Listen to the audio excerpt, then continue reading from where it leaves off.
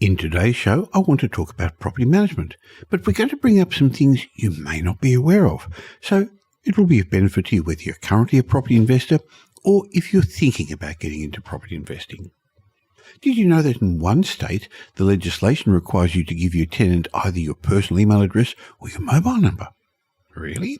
Did you know that in another state, you can't ask potential tenants their age or their occupation? How can you do a thorough tenancy check? Boy, has legislation moved in favour of the tenants rather than the property investors. No wonder more and more investors are wondering, maybe it's just getting too hard, maybe I should get out. So what can you do to protect yourself? And what can you do to protect the significant investment you've made in your property? That's what I'm going to discuss today with Leanne Jopson, National Director of Metropole Property Management. So welcome to today's show. Welcome to the Michael Yardney podcast, where twice each week you will learn a number of new ideas regarding success, property investment and money in around 30 minutes.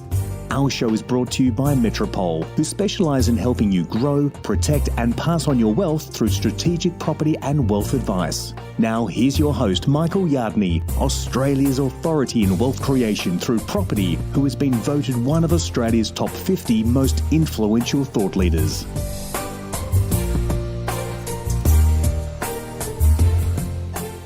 A theme I'm continuously hearing from property investors is that the government's making things too hard. The government's continuously changing legislation in favour of the tenants. These investors are wondering, is it even worth all the trouble? Is it worth the risk of being a landlord? So, is this true? Are all the new changes to residential tenancy legislation in favour of the tenant? Are you even aware of the hundreds of changes that have occurred in the various state legislations that put more and in fact different responsibilities on you as a landlord or as a rental provider? Well, that's what I'm going to discuss today with Leanne Jopson, Director of Metropole Property Management. She's an expert in property management, having been in the industry for a number of decades, and looks after our clients in Melbourne, Sydney and Brisbane. Welcome, Leanne. Thank you, Michael. Good to be here. Now, Leanne, there's lots of questions I'd like to ask you, but this was partly prompted by a number of changes that have occurred in the Queensland legislation. But if you're listening to this podcast and you don't own a property in Queensland yet, still please pay attention, because we're going to be talking about Melbourne and Sydney, and in fact, it's going to affect you wherever you own an investment property, because residential tenancy legislation is state-based, so it varies from state to state, but the states are watching each other, copying each other, and it seems like they're all heading in the same direction, Leanne. They are. There's peculiarities between or differences between state to state, but sooner or later they all tend to get on at the same or a very similar page. So the idea of having this chat today came from some very recent changes to Queensland legislation. So let's start with that first, and then we'll talk about some of the other states. So what are some of the changes? There are hundreds, so we can't go through all of them. Let's talk about a couple of the major ones that investors should be aware of that now move responsibilities a little bit in the favour of the tenant. Certainly. So probably those ones, and without going into all of them, the top four for those would be repair orders, nominated repairers, the changes to notice to leave, and the minimum standards that are going to come in actually in September next year. And there's also the changes around pet applications. Now, I actually, in the big introduction to this podcast, teased people with a couple of other legislative changes. The fact that in one state you've got to give out your email address or phone number, and in another state you can't ask the tenant what their occupation is, what their age is, what their income is. So we got lots to share with you. So please, let's start with the Queensland legislation and then we'll move on to the others.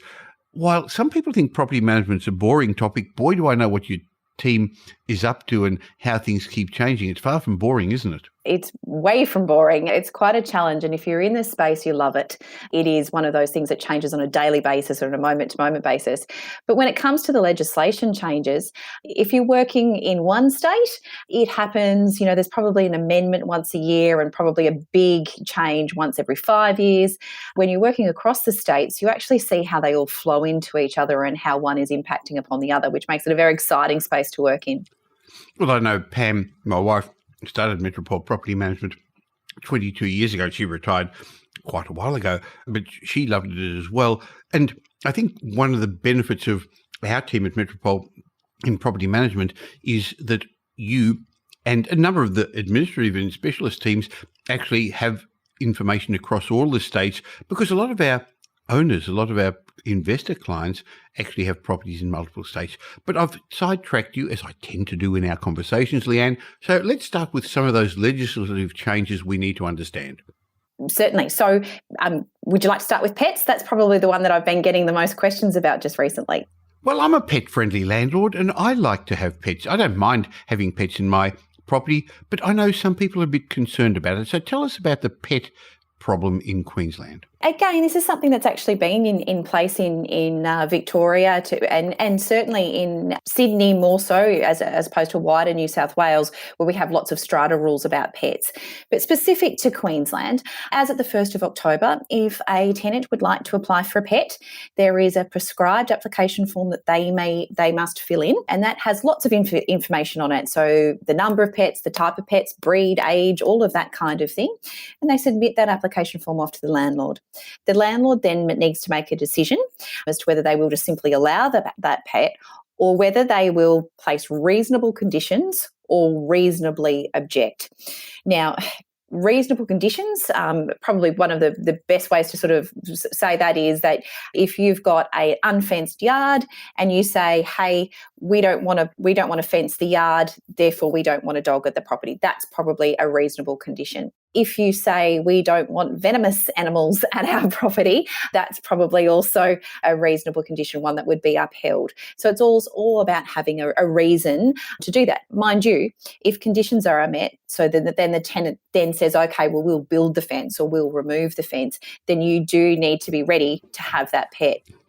Now, this isn't just in Queensland, because I know that recently happened to me in Victoria, where I own a block of one-bedroom apartments, and on the ground floor they've got courtyards, and there's two people with dogs there. And as I said, I'm a pet-friendly landlord. But upstairs, in a small one-bedroom apartment with no balcony, to have a puppy where there's nowhere for them to toilet and they'd have to go downstairs, it just doesn't work. I refused. I said, no, they can't have a pet. And the tenant accepted that, but they could have actually taken me to the tribunal, couldn't they? Correct. They could have taken you to the tribunal and the member would have had to have ruled to allow the pet, in which case you would have had no choice but to accept, or the member could have ruled with conditions. In Victoria, there's less likely that you're going to be able to say no to a pet. In Queensland, there's still a little bit of an allowance there to say no to the pet. Remembering as well, particularly in Brisbane and the Brisbane City Council areas, that there's actual council restrictions on the number of dogs and those kinds of things. And definitely they can't ask you to have pets that aren't approved by the council either. And there's also in New South Wales the individual strata legislation where a lot of apartment buildings have got their own restrictions. Correct. And in that process as well, a tenant needs to apply through their agent to the strata. And if the strata says no, that can actually be upheld. That same rule is in Queensland as well. Just because your landlord says yes or no, you still have to abide with the strata laws. As you know, in the past, we've seen a little bit of legislative battle happen about that in Victoria through to the high courts. But that's, I think, in part response to that. It's now just not a blanket rule. We do have to have reasonable grounds to object, but we can still object. We can still prevent it if it is reasonable. And at Metropole, where we look after close to $2 billion worth of assets for clients, and I know you've got lots of ways of protecting our landlords. I know we have special pet clauses put in to protect. And in fact, I've been a pet-friendly landlord for 20 years. I can't remember the last time we've had to have any make-good by the tenants. There's more likely to have damage done by young children, isn't it, than pets? Well, yes, but part of it's also about that tenant selection process. And I know we've got some interesting challenges there in that tenant selection process, but I think it's also, if you've got a family home, then you want a family, and families tend to come with pets. But the way that a tenant purports their pet application can sometimes give a really good insight as to how they're going to actually manage the property as well.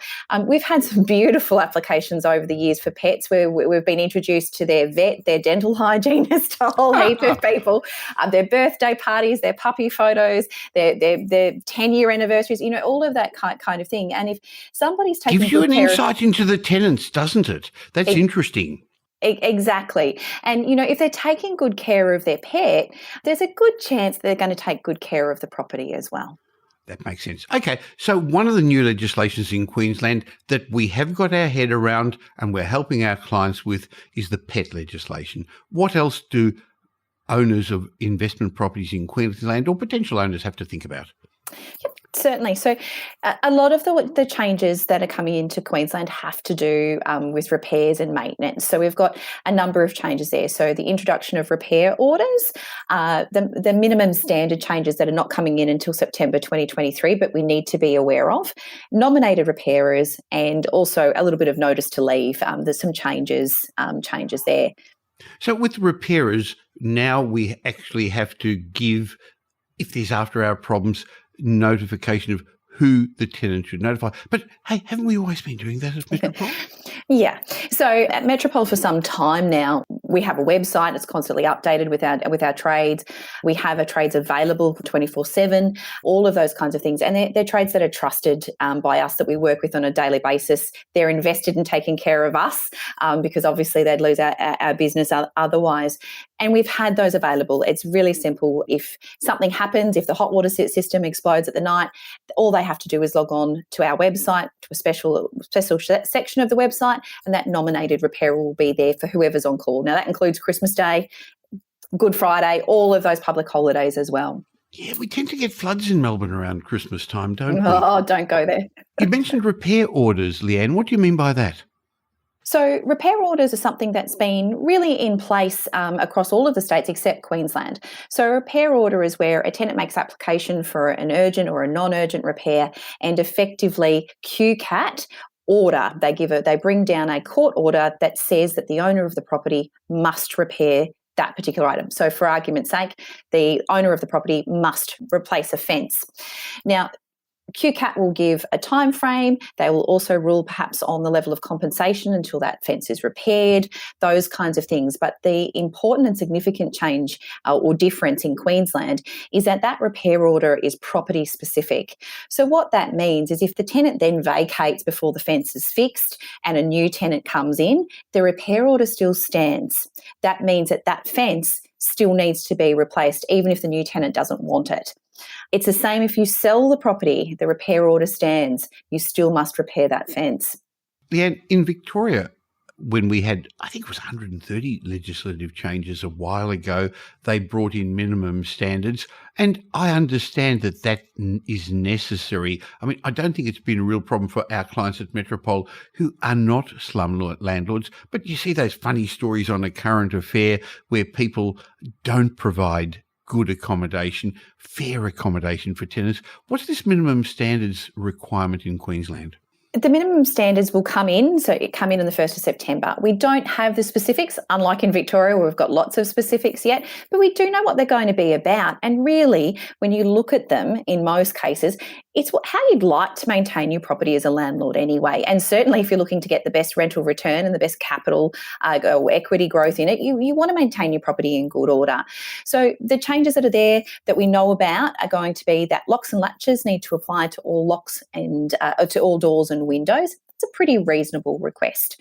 We do know, especially because northern New South Wales and Queensland have been hit by floods. It's not just Melbourne at Christmas time, although sometimes it feels like that. With those flooding, there is actually provisions for damp, water and mould that they now do have to be handled by the landlord, and they're considered to be a minimum standard that the property has sufficient and effective ventilation.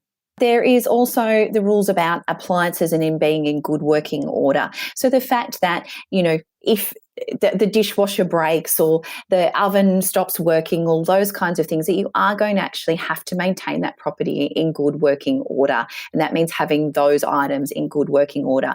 But really, at the end of the day, we want those things anyway. So for most of our landlords, that's not going to change. It's just about having that plan in place to ensure that we're doing them at the right times and we're ready for them with budgets.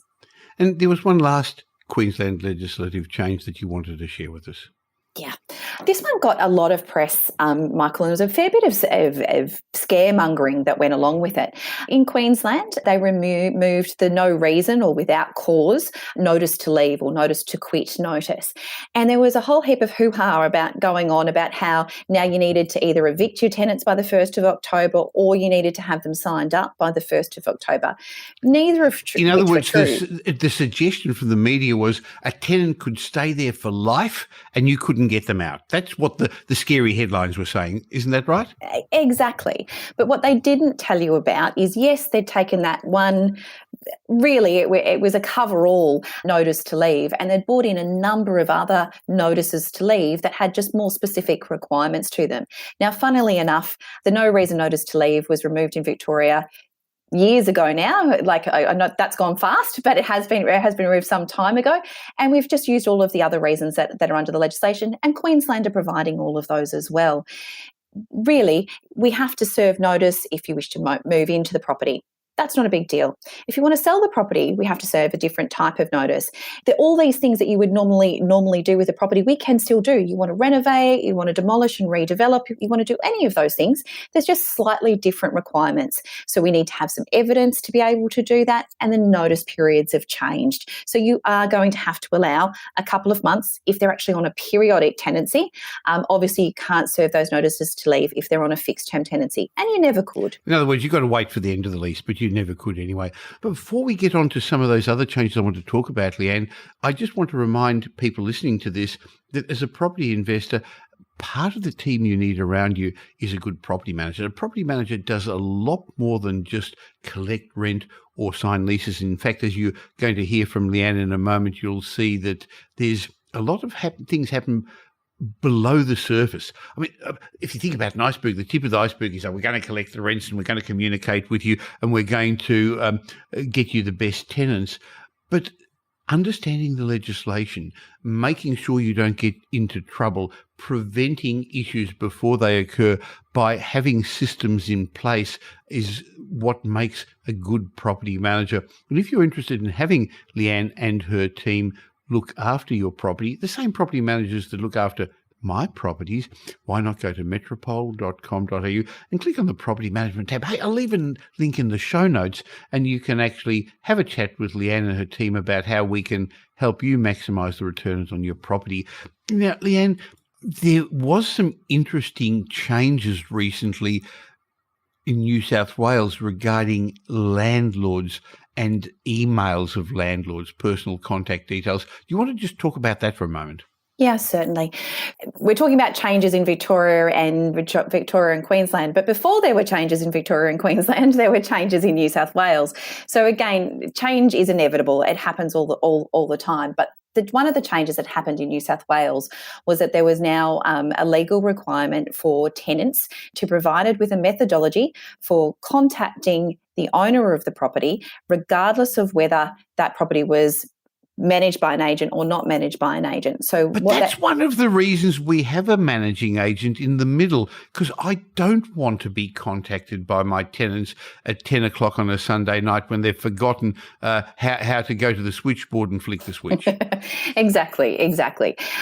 So nonetheless, that was provision there. We have come up with a way that we can comply with the legislation and have all of those items met. Which we're not going to share because I know a lot of estate agents, property managers, others listen to this podcast, and I know you and your team put a lot of time and effort into legally complying, but also protecting the interests of our landlords. So if you aren't aware that your property manager has done that and you've got a property in New South Wales, hey, you should ask, why haven't you been told? Because I know that on the lease, we actually have the owner's name, but care of our offices so that they don't have people's personal addresses.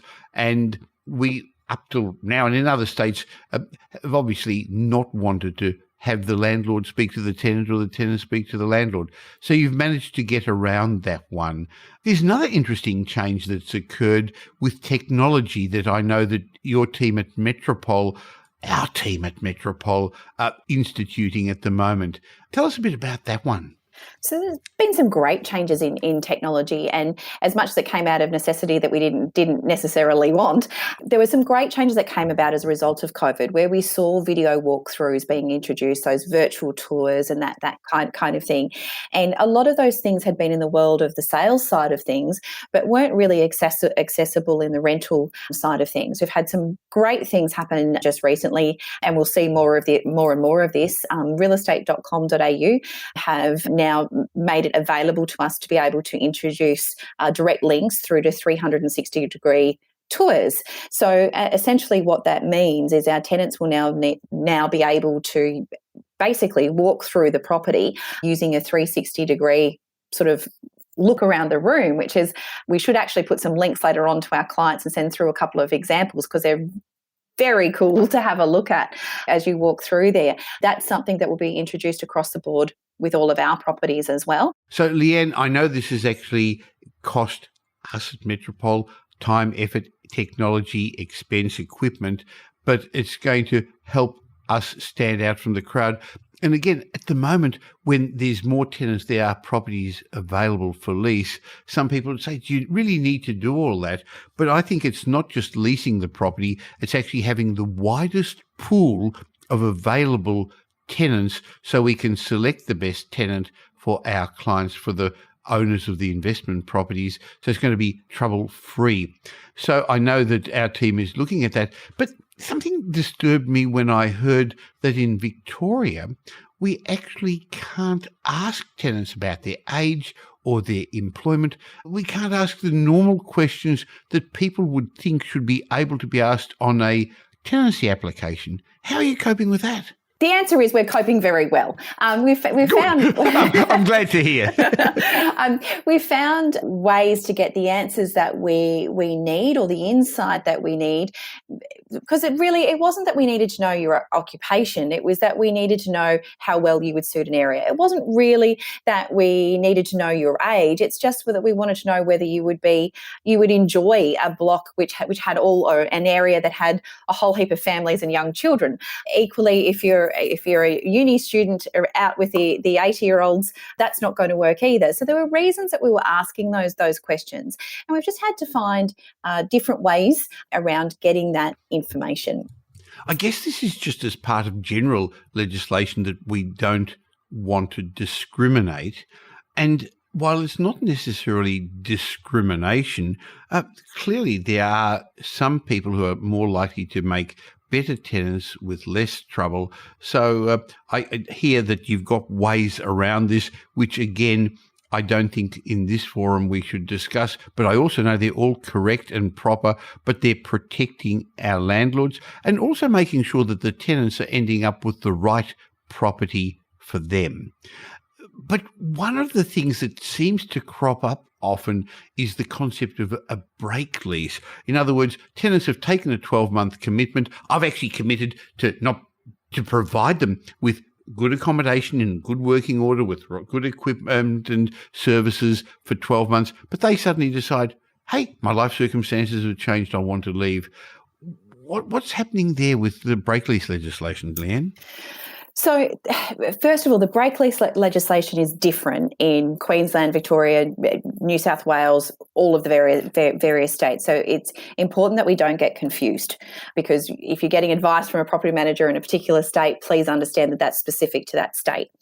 But to take it sort of from the top, if we look at Queensland, in Queensland the legislation is such that if your tenant gives notice to vacate, they're breaking their lease, they pay rent up until such times as a new tenant is found, and they pay reasonable costs. Now, in Queensland, that's normally associated with break lease costs of equal to 1 week.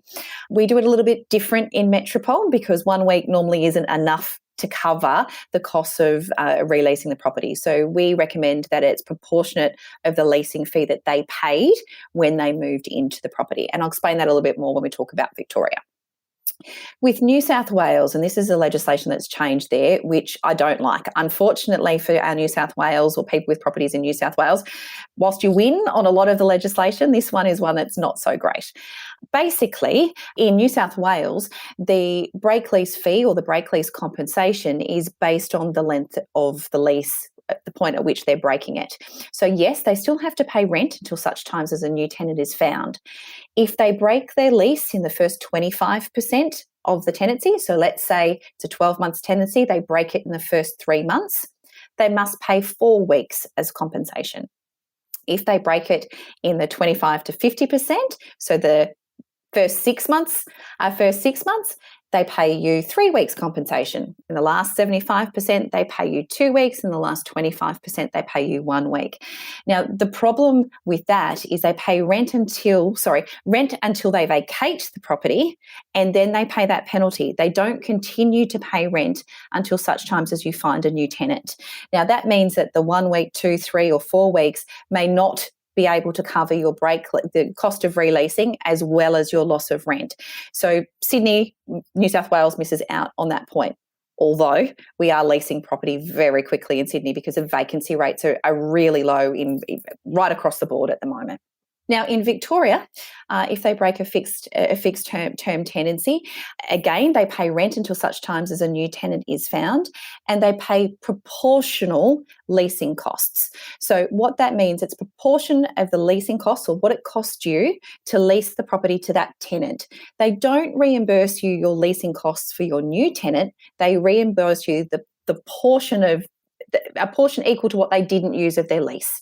So that's the way that works. And that's the rule that we tend to follow in Brisbane when we are working out reasonable leasing costs, because sometimes 1 week just doesn't do it, especially if they're breaking earlier on in the lease agreement. But Michael, the other thing to be aware of is that when you're holding a tenant to break lease, you need to do a little bit of an assessment here about what's actually in your favour. So just recently, we've had a number of incidences because rents have had a dramatic increase in the last little bit, where it's actually sometimes to the advantage of the landlord to not hold the tenant to break lease and actually let them out so that they can increase the rent. So in Queensland, you can increase the rent. You can advertise the property when you're doing a break lease at a higher rent, although it must be reasonable and it can't be preventative to releasing the property. But in Victoria, if you're going to hold, and in New South Wales, it's similar rules, if you're going to hold the tenant to break lease, then you must re-advertise the property at the price that they were paying. Now, in some cases... We don't want that, do we? No. In many cases across the board at the moment, the rents have gone up, and in which case, when you do the math on it, you're actually better off letting them out, because in some instances, one just recently in Queensland, where we actually achieved a rent that was $100 more per week as a result of being able to do that. In Victoria, we've had them $25, $50. In Sydney, we had one that was $120 per week more. So just it's an individual basis and doing the math, but again, take some advice. So I hope that you people listening to this can see the depth of experience that Leanne and her team have got. So I'm inviting you to use the same property managers to manage your property that I do and thousands of our clients at Metropole do, because we actually help you build your wealth by offering the best property management services available. Now, I know everyone says, we're going to collect your rent timely, and we're going to put it in your deposit bank and your deposit straight away, and you're going to get rental statements and regular programmed inspections. Of course you are. Everybody does that. What you need to have is a property manager who's on top of all the legislation, who uses the latest systems, the latest technology. And even in these times when there's no shortage of tenants, I know that you, Leanne, keep a regular track of industry standards, how long it takes to lease, and that we're, in general, leasing properties quicker than industry standards, having less vacancy rates. But the other fascinating thing is, in general, our tenants stay longer, and that means less churn, less turnover, less letting fees for our clients. Absolutely. But we talked about the changes in legislation and what we can and can't ask. And I probably alluded to why we're asking those questions a little bit, like why that information is important to us. Ideally, we never want you to have a break lease. Now, break lease is awful for everybody because of the disruption that it causes. And that tenant selection process is really, really important. Now, sometimes it's just a matter of bad luck. Sometimes it's actually of benefit, as we've just said, in the marketplace. But ultimately, a tenant that's staying, we like. Our average is just over 3 years, and we like it at about that rate. I really wouldn't want to see it get too much longer, and I really wouldn't want to see it be too much shorter. Now, the reason I don't want to see it get too much longer is because it's an average, right? And so if we see that a property is going for 5 years without a change of tenancy, there's two things that happen there. There's a little bit of factor of keep that tenant, keep that fixed term. So we're nudging just ever slowly away from potentially the highest possible rent from that property. But also that sometimes means that the carpets haven't been steam cleaned, the property hasn't been painted, we haven't cleaned the blinds, to that kind of level that happens when a vacate happens. And again, as we know, what we're really about is creating that equity and growing that equity as well. And sometimes that change is a good thing. Well, again, as opposed to the average estate agent who looks to sell property, and property management is often the poor cousin of their agency, and they love selling properties off their rent roll. We actually help our clients grow, protect and pass on their wealth and maximise the returns on your investment property. And if you use Metropole, you can be confident that it's going to be cared for as you would look after it yourself. But interestingly, changing property managers is simple. It won't cost you any time or money. In fact, we will take care of all the details for you. Because I know that's one of the things that embarrasses people a bit, Leanne. Oh, I don't want to ring my property manager and say I'm going to change. So there'll be a link in the show notes, and you can then have a chat with our team about, are you getting the right rent? Even if you don't use this for property management, why not see if the rent that you're currently getting is appropriate, or if there's other things we can help you with. Or you can go to metropole.com.au and leave your details and we'll be in contact. Leanne, thank you very much for going through all those legislative changes. And I guess the bottom line is, as you've said a couple of times, change is inevitable. But if you are on top of it, it's nothing to be worried about. Absolutely. Great. Thanks a lot for your time, Leanne. Thank you, Michael. Now here's Michael's mindset message. Remember, a change in your thinking will lead to a change in your life.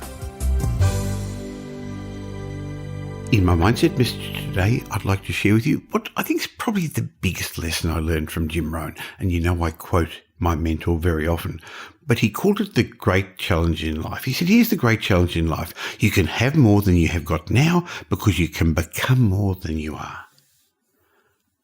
I could stop there, and that's a great enough lesson, but let me repeat it. You can have more than you've got because you can become more than you are. And Jim Rohn said he found that your income seldom exceeded your own personal development. And I fully agree with that. You see, once in a while, you can take a lucky jump. You can buy the right property and the market suddenly picks up, or you can get into a business that suddenly changes.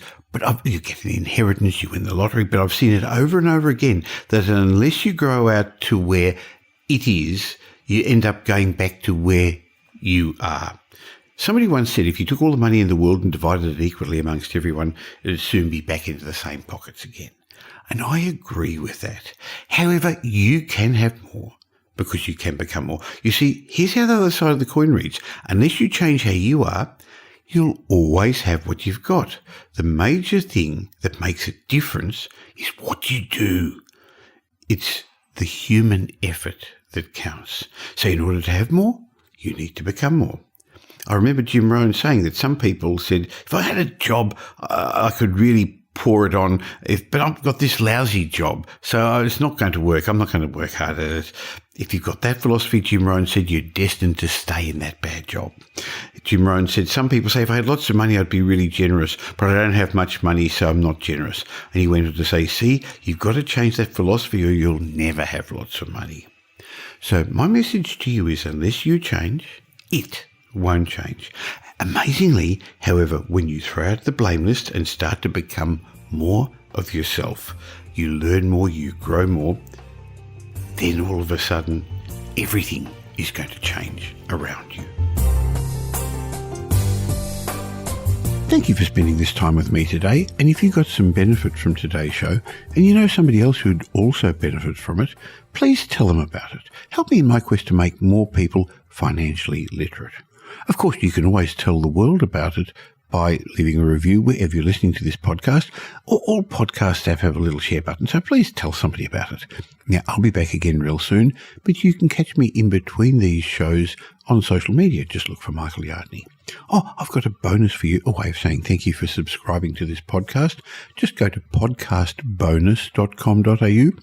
There'll be a link in the show notes, podcastbonus.com.au, and I've got a heap of ebooks and reports for you. Now, if you want to catch up between these shows, there's another way. You can also join my private Facebook group. Go to Facebook and look for the Property Update Facebook group, where I leave some tips every day. I'll be back again real soon. In the meantime, have a great week. Make it a great week. Thanks for listening to this episode of the Michael Yardney podcast, which was brought to you by Metropole, who help their clients grow, protect, and pass on their wealth through strategic property and wealth advice. If you like what you heard and don't already subscribe, you'll find us on iTunes or on your favourite Android app as the Michael Yardney podcast. Watch out for our next show, which comes to you twice a week, and you'll learn some new ideas about property investment, success, and money in around 30 minutes. To get more of Michael's thoughts, go across to www.propertyupdate.com.au and sign up for his daily morning briefing, and you'll hear from not only Michael but a group of leading property success and money experts. And just a reminder that the information you heard in this show today is general educational advice and not specific investment advice, as we don't know your personal circumstances. If you're looking for specific advice, why not ask the team at Metropole to help you?